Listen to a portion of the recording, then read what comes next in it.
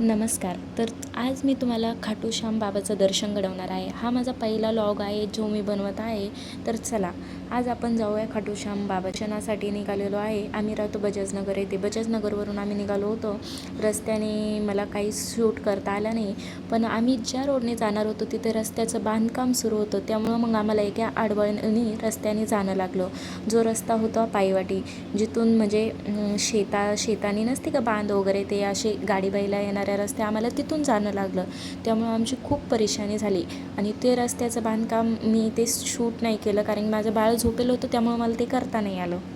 तुम्ही इथे बघू शकता की आम्ही कोणत्या रस्त्याने चाललो आहे. इथे आजूबाजूला सगळे शेतं वगैरे आहे. अवाजीनगर येथून थोडं दूर सावंगी ह्या इथे खाटू श्याम बाबाचं मंदिर बनवण्यात आलेलं आहे, जिथे खूप लोक चालले आहे सध्या. म्हणजे एवढा गर्दा असतो तिथे.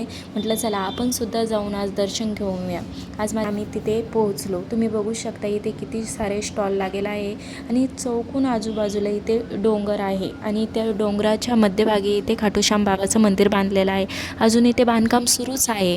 हे आत्ता 3-4 महिन्यापूर्वीच हे मंदिर इथे झालेलं आहे म्हणतात, त्यामुळं अजून पूर्ण असं बांधकाम झालेलं नाही. तरीसुद्धा इथे लोकांची गर्दी एवढी आहे, लोक एवढ्या भक्तिभावाने इथे येत आहे.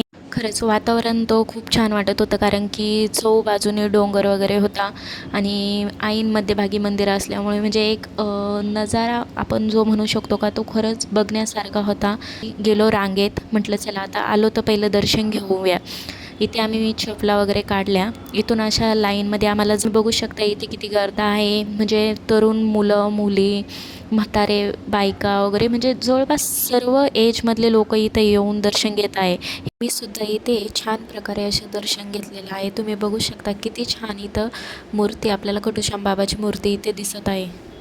तर आमचं इथे लाईनीमध्ये असं थोडंसं खेळणं चाललं होतं, थोडं एन्जॉयमेंट ती तिथे करत होती. पेट पूजा करूया म्हटलं. मग तिथे हॉटेल होती, तिथे बाजूला गेलो. तिथे आम्ही मग भजे, वडापाव, जिलेबी आणि ब्रेड वडा घेतला. बाळासाठी मी घरूनच खिचडी बनवून आणली होती, पण ते तिने अजिबात खाल्ली नाही, कारण की आम्ही हे खात असताना तिला खिचडी बरं कशी खावा वाटेल, म्हणून तिने सुद्धा आमच्यासोबत जिलेबी वडापाव एन्जॉय केला.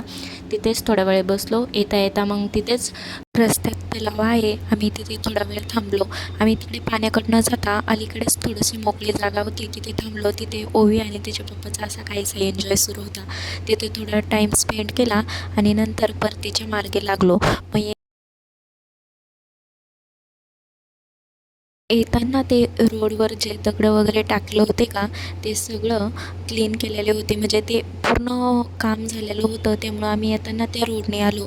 आणि मग येताना आम्हाला खूप लवकर येता आलं, कारण की जाताना जेवढी फजिती झाली, येताना तेवढाच आम्हाला रस्ता छान झालेला होता.